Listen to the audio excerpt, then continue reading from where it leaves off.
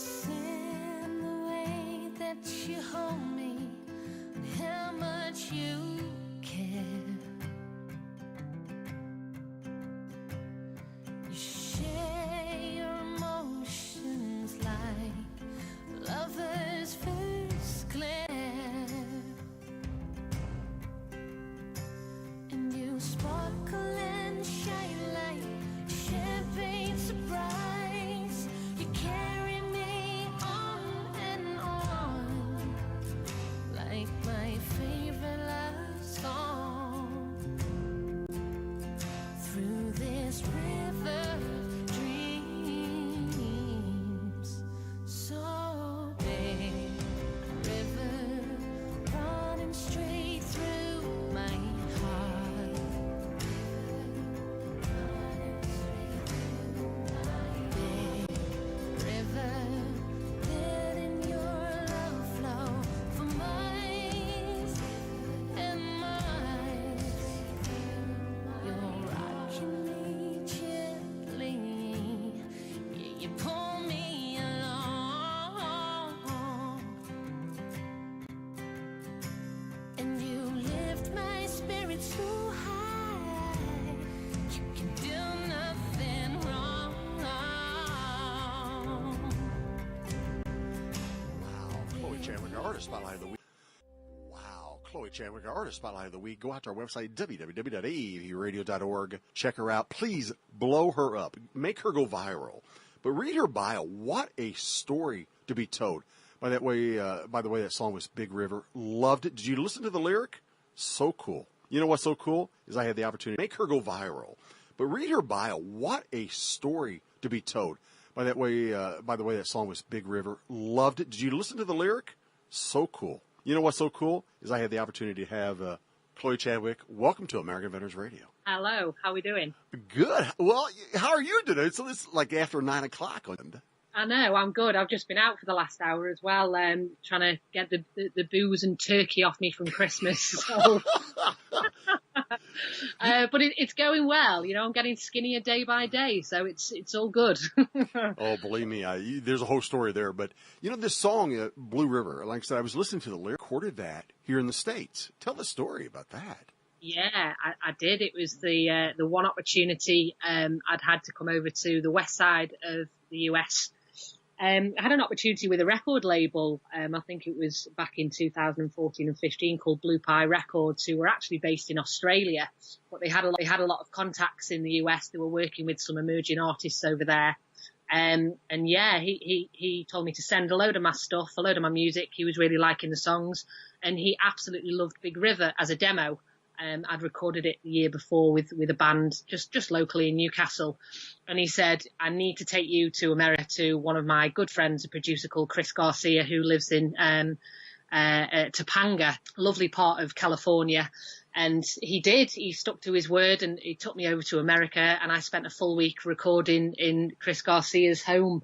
And it was that song that we chose, and that was the end result, really. And it was brilliant. I was blown away by the production. It was exactly how I envisioned it when I wrote the song, and it just came out great. And I've finally, been able to give the song the recognition it deserves on the debut album, which came out last year.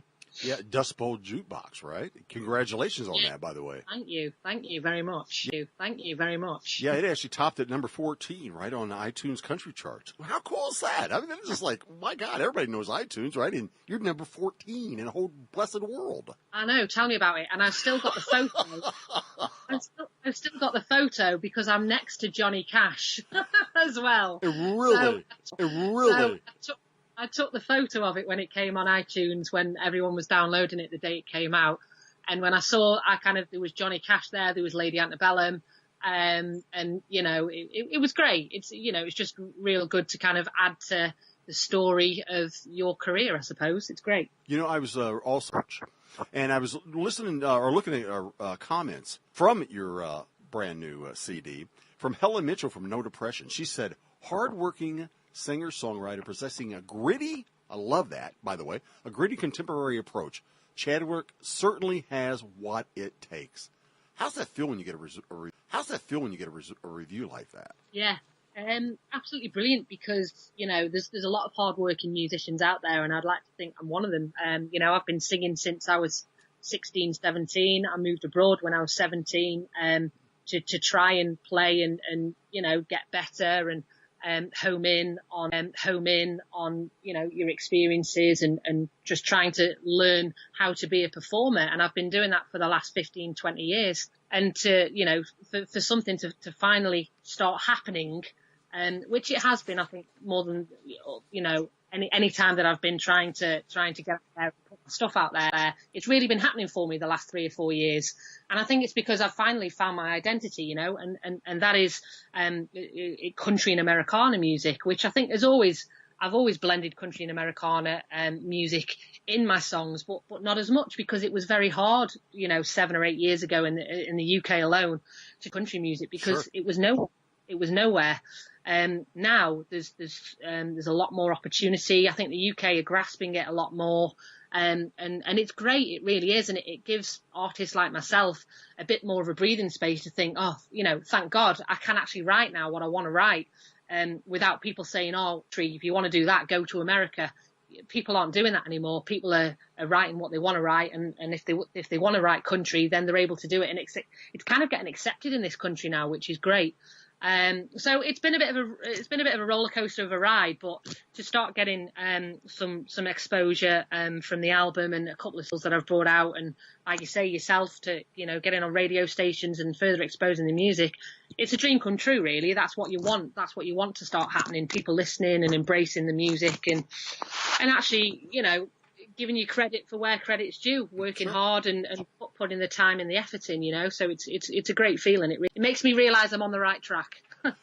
Well, let me ask you a question, because I've got a couple of, this is like a backup question, because you just mentioned something that jogged something in my memory. Do you think, now I'm just throwing this out because I have no idea. I know for a long time, me and my wife actually do a country show every Sunday. And I've been telling her for a long time, listeners, for years now, that country music now has more of what when I grew up, was what we'd call Southern rock. So do you think maybe that's why country music is taking off there in the UK a little bit more, because it has more of that Southern rock kind of sound to it?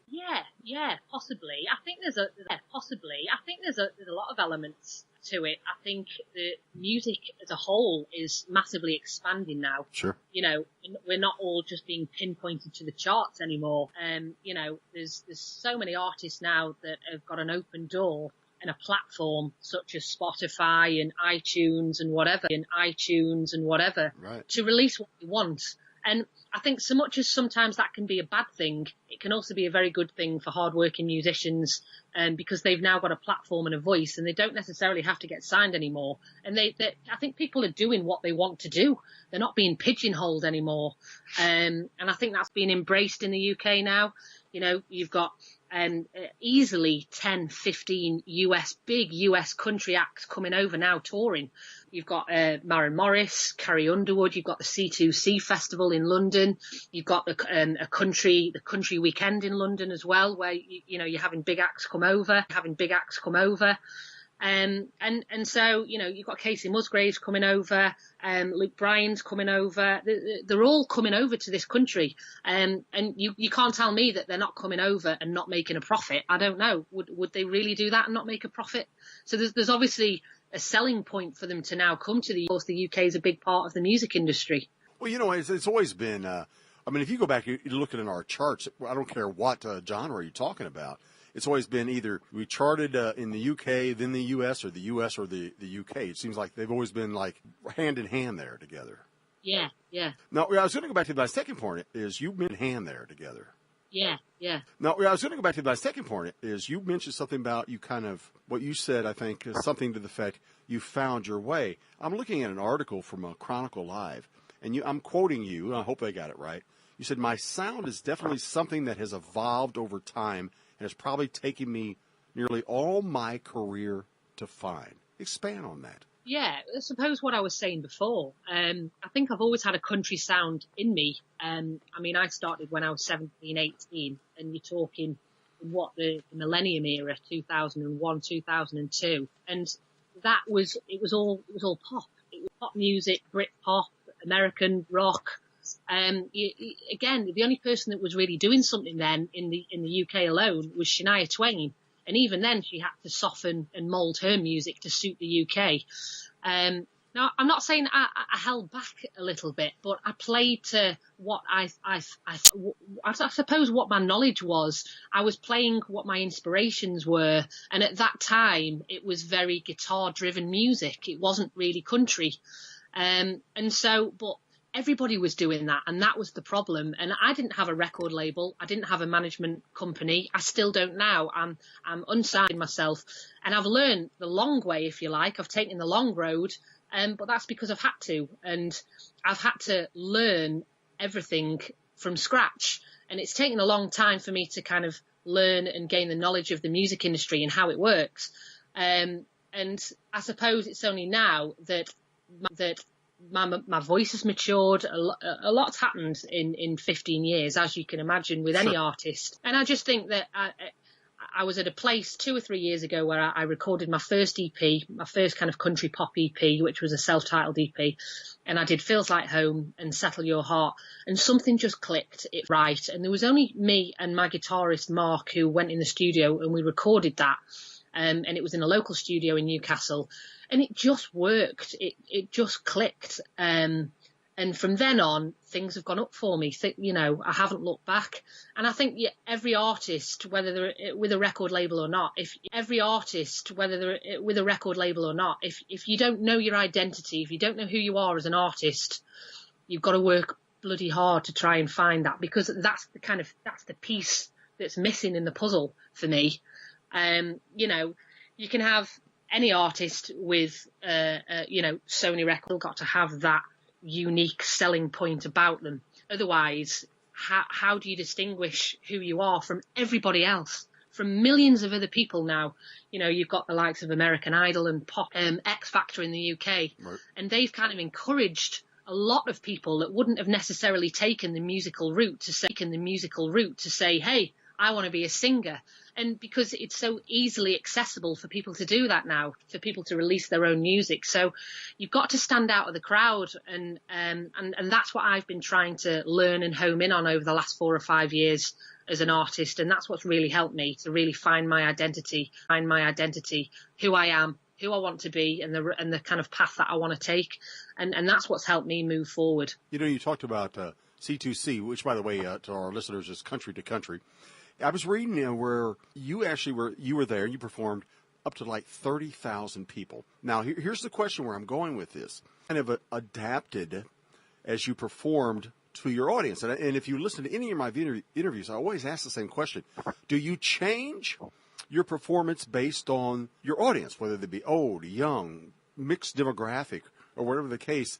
Did you get so inspired when you looked out and you saw 30,000? You looked out and you saw 30,000 people out there? It's got to be scared the bejesus out of you, first of all, and second, how did you respond when you were able to do that? Yeah, well, at the C2C, they have stages around the arena, so it wasn't necessarily me playing to 30,000 people. I wish and I would like to be there, playing in front of 30,000 people, but saying to 10 or 12,000 people back in Crewe about 7 or 8 years ago when I had the opportunity to play in my hometown. And I get what you're saying. Is it different to play to a crowd of 10 people to then play to a crowd of 10,000? I think you have to be more on your game. You have to be more organised, because at the end of the day, it's a very, very daunting thing. Whether you've got 15, 20 years experience, looking out to a sea of crowd where you can't even see the back of that crowd is very daunting for anyone. I mean, you've even got people like Adele who have problems still now, and they've got worldwide fame and they're still having huge problems to conquer. But I think it's like anything. If you prepare, if you organise yourself, you know what you're singing. And yeah, of course, things don't always go to plan, but I think it's good to kind of keep things natural and have a bit of a flow with the performance. But I do like to organise for a good gig, a big gig, a gig where there's more people, because at the end of the day, you want to try and get everything across, and you can't do that if you just turn up with 10 minutes to go and kind of blag your way through it, I suppose. I think with the type of music that I do as well, it's more of not a mature audience, but you get an audience that appreciates the lyrics of the actual music, but everything, you know, the musicians, what the story's about. They like a story to be told. So I think it's very, very different from rock music to country music in that sense, where if you're doing a rock gig, sometimes you can just plug in and rock out and everyone loves it. You don't just plug in and rock out and everyone loves it. You don't even have to say a word. But I think in country music, that's what I love about it. It's a story. It's you're taking the audience on a on a journey, and you're telling them about, you know, your life, your experiences, and that's important to some people, and it's certainly important to the artists, and is to me. So I think it's good. I think it's good to be organised, definitely. Well, that goes back to what I was telling you when I first came on, even off air. When I was I listened to the lyric "A Big River." And so maybe I'm just I'm an old mature dude. I just, but I've come to the fact where I actually listen to music. You know, I think it was Mikey the Mechanics had a song. You know, in the lyrics it said, and I think that's really, really important. Okay, now first of all, you got to tell the story about the name of Dust Bowl Jukebox, because you talk about Mark being your guitarist. I think he actually came up with that name, didn't he? Yeah. He did. You know more than I thought you did. That's very clever of you. No, you tell the story. I want you to tell the story. Yeah. Well, I was struggling with the name, to be honest. I think it's too easy to sometimes self-pen it, and I wanted something that, you know, we didn't just sit and get the Bible out or the dictionary and pick a name. I wanted it to be. It was my debut album. It was a long time coming, and I wanted it to mean something. Dust Bowl Jukebox, because Dust Bowl meaning the kind of whirlwind that I've had in the music industry, the ups and downs, as well as the emphasis of the fact that it's Americana and country music. It's kind of southern. The jukebox was to represent the different styles of music that I was trying to portray in the album. I'd like to think there's some country, there's Americana in there, of course, there's pop, there's folk, there's a bit of soul, there's blues, there's something for everyone. So it is a little bit like a jukebox, and that's how we came up with the name. So I hope people like it. Well, I know they do, because we're getting a great response. Now, also, before I get out of here, I'm gonna tell Dove back into what you were talking about, because I always do this with interviews, especially with indie artists. You were talking about you could be an indie artist like you, and you bust your hump day in and day out. You are your own day in and day out. You are your own boss. You are the person who, just like I found you on Reverb Nation, right? You're the one out there doing that. Now you have that, and you have this paradigm right there in your hands where you're controlling all the shifts going on. All of a sudden, you have, like you mentioned, a Sony or somebody like that saying, all right, we're going to give you $1 million, but you know what you're going to sing. How do you is putting all your life into this? How do you say, do I really want a bunch of money but no control, or maybe a lot more fame but no money? I mean, I'm just asking that, throwing it out there. Do you know what? It's a question I've thought about quite a lot over the last couple of years. And although I'm in my early 30s, I think my mindset has changed very much so. To this kind of fame, getting signed to a major label, because it was something that I chased for years. And I look at it now as though I agree with what you've said. As an unsigned artist, you do have a lot more control. And now I'm mature to the music industry, I kind of like it that way. So it's not a case for me wanting to be the next Carrie Underwood. It's for me now. I've accepted it might not happen. I've also still got a long way to go, but I've got an achievable way to go as well. I think the world's your oyster. You've got to work hard to move up the ladder, and I will be very happy if I can tour, if I have a fan base. If I can sell records and albums, and I can travel the world. That doesn't necessarily mean I have to be signed and I have to be famous. And I think that is the dream for me. I still sometimes play pubs and do cover music, because at the end of the day, I'm a self-employed singer and I have to make my money. But surely that's living the dream. I'm self-employed. I'm working full time, the same as Adele is, the same as Carrie Underwood is. Yes. Okay. I haven't got the mansion and the all the money in the world, but at the same time, I'm not tied up either. You know, I'm not in a prison, as some celebrities have called fame before, you know, and I'm not being dictated to, and I'm not being told what to do and when. I'm my own, you know, the world's my oyster. I'm my own person, and I think that's a very good position to be in, regardless. And I've accepted that, because it comes down to a lot of luck, fame, and I think it's also the grass isn't always greener on the other side, as I would like to put it. Well, you know, well, first of all, you're being humble. First of all, you've been dubbed the Northern Country Queen, but also in 2016 and 2017. You were nominated for the Best Female Artist, the Best UK Artist, and the Best UK Country Act. Come on, girlfriend. That's too cool. I'm too cool for school now, aren't I, really? How can people go out and find you? How can they go out and buy your music? Please let us know. Well, first things first, I offer a free subscription on my website. I've got subscribers from all over the world, and you get a free download when you subscribe. So please subscribe to the website, which is chloechadwick.com/subscribe. My music is in the US, so if anyone wants to check it out, if you go to your iTunes and put in Chloe Chadwick, Dust Bowl Jukebox, my album will come up. Spotify as well, Reverb. I'm on all social media. But you can also, if you prefer a CD, I'm more than happy to send CDs out across the world. If you go on chloechadwick.com/store, you can find all my music on there as well. You know what? As I knew it would be, had a great time hanging out with you. Listeners did as well. Ladies and gentlemen, Chloe Chadwick, our Artist Spotlight of the Week. Go blow her up. And by the way, if you just happen to miss it, she will always be on the Artists We Support tab on our website.